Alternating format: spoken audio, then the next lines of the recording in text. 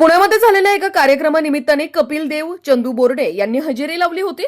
त्याप्रसंगी ज्येष्ठ गोलंदाज कपिल देव यांनी बॅट्समन 93 वर्षाच्या चंदू बोर्डे यांना गोलंदाजी करून अजूनही क्रिकेटची नशा या उतार वयातही कमी झाली नसल्याचं दिसून आलंय। यावेळी कपिल देव यांनी तरुण खेळाडूंनी देशासाठी क्रिकेट खेळले पाहिजे असे सांगितले।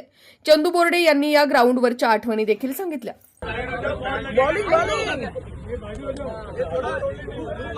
भाई थोड़ा दूर हो जाओ guys will get hot white ball move behind guys move behind you'll get hot red ball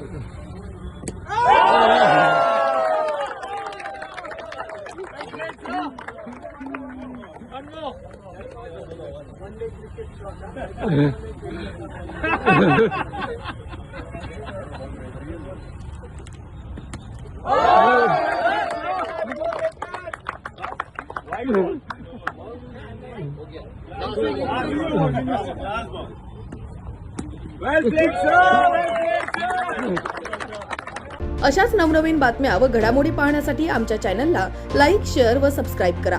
top news Pune जाहिराती व बातम्या देण्यासाठी संपर्क मुख्य संपादक कैलास गायकवाड।